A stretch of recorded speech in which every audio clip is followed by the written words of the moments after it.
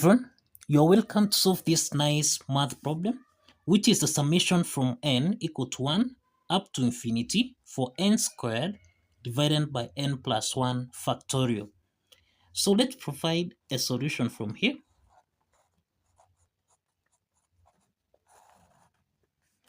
Now the first step here, we can express n squared. This is the same thing as n squared plus n minus n.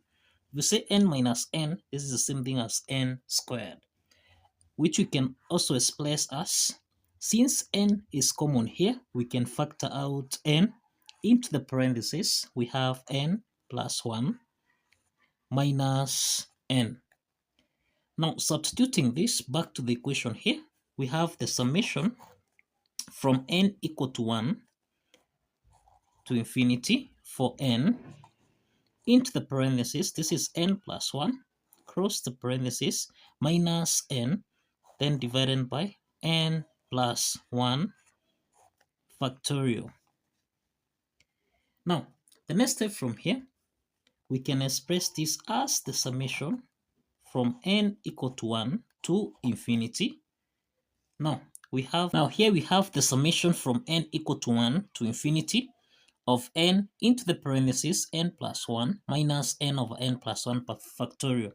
Now this can also be expressed as the summation from 1 to infinity of n into the parentheses n plus 1 divided by n plus 1 factorial, subtract n divided by n plus 1 factorial.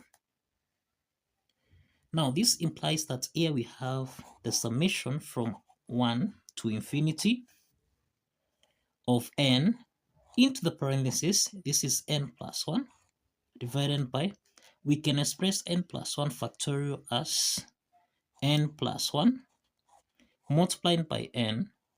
Then here we'll have n subtract 1 factorial. Then we subtract n divided by n plus 1 factorial. The next step is we can simplify n plus 1 here, and we can simplify n and n. So that now here we have the summation from n equal to 1 to infinity, from 1 to infinity of 1 over n minus 1 factorial, subtract n divided by n plus 1 factorial. Now, we can separate this equation as we have the summation from n equal to 1 to infinity of 1 over n minus 1 factorial, then subtract the summation from n equal to 1 to infinity of n over n plus 1 factorial. Now, we note from here that we can express n. N is the same thing as n plus 1 minus 1. Now, this means that plus 1 minus 1 is the same thing as n. So we can substitute n plus 1 minus 1. So that now, here we have the summation from 1 to infinity of 1 over n minus 1 factorial, then subtract summation from n equal to 1 to infinity. Now, let's substitute this n with n plus 1 minus 1. So we have n plus 1 minus 1 divided by n plus 1 factorial. Now, the next step is that we have the summation from n equal to 1 to infinity of 1 over n minus 1 factorial, then minus the summation from n equal to 1 to infinity. Now, we can separate this as n plus 1 divided by n plus 1 factorial, then subtract 1 over n plus 1 factorial. So that now, here we have the summation from n equal to 1 to infinity of 1 over n minus 1 factorial, then subtract the summation. Now the next step from here, we have the summation from 1 to infinity of 1 over n minus 1 factorial minus the summation from n equal to 1 to infinity. Now, here we have n plus 1 divided by, we can express n plus 1 factorial as n plus 1 multiplied by n factorial, then subtract 1 over n plus 1 factorial. So from here, you can see we have n plus 1 and n plus 1 here. So this means we can simplify here. So that now we have the resultant equation here. Yes, the summation of n from 1 to infinity of 1 over n minus 1 factorial, then minus the summation from 1 to infinity of 1 over n factorial, subtract 1 over n plus 1 factorial. Now, the summation from 1 to infinity of 1 over n minus 1 factorial, this depicts that we have 1 over, if we substitute 1, in this case, this is the same thing as 1 minus 1, which is 0 factorial. Then we can add, if you proceed with n equal to 2, then here we have 1 over 2 minus 1. So this means we have 1 over 2 minus 1, which is 1 factorial. Plus, if we proceed with 3, n equal to 3, this means this is 3 minus 2.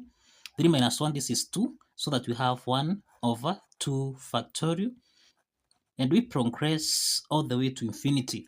So this means that we can represent this particular summation here by exponent, so that if you have the exponent e to the power of x, this can be represented as 1 plus, here we have x divided by 1 factorial, then plus x squared divided by 2 factorial, plus all the way to infinity. Now, this implies that if you have e to the power of x, in this case, if you have x or n equal to 1, we can have this 1. This is the same thing as 1 plus 1 over 1 factorial, then plus 1 over 2 factorial, all the way to infinity. And this means that we can represent this e to the power of 1. This is the same thing as exponent e. Now, for the second part here, which is the summation from n equal to 1 to infinity of 1 over n factorial, subtract 1 over n plus 1 factorial.